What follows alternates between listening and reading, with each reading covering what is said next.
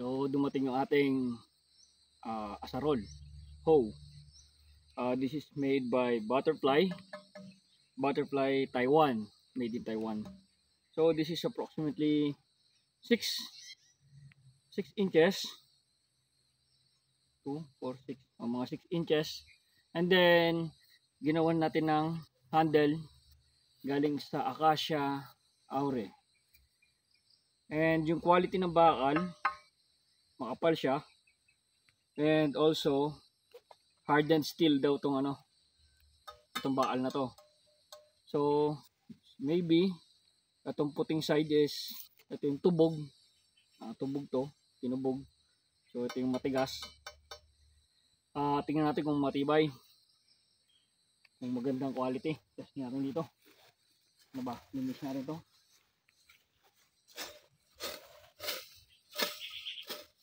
So, matalim naman siya. Maganda yung bakal niya. Pero testing natin mag-angat ng lupa kung kaya. So yung ginawa nating handle, hindi bilog. Kasi mas feel ko yung palapad, no? Na parang palakol. Since mabigat siya, mabigat tong bakal, and mas makamalapad siya. So kailangan natin ng mas sturdy na handle. So this is hardwood na Acacia Aure. And dito medyo pinanipis ko since dito lang naman tayo humahawak.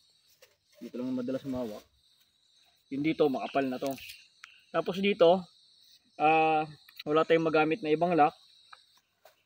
Instead na dito natin ipasok, kasi usually ang ginagawa nila pinapanipis nila to and then pinapasok nila tong bakal, itong bilog na to dito hanggang umabot dito and then dito makapal.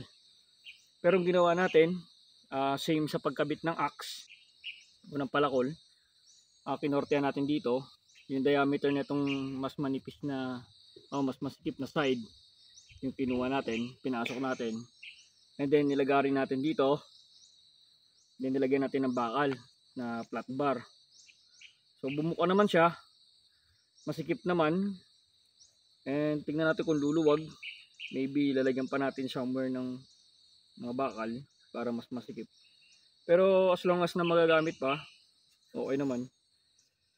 Mabigat, pero mas gusto ko itong mabigat para baon agad sa lupa, no? Konting palo lang, talaga namang baon. So tingnan natin kapag susunod na video kung paano natin to gamitin mamaya. Sa mga susunod na vlog ko, makikita nyo sa mga pagtatanim ko, papaitan natin kung paano natin gamitin tong Butterfly na hoe o asarol. So that's it. Thank you for watching. Bye bye.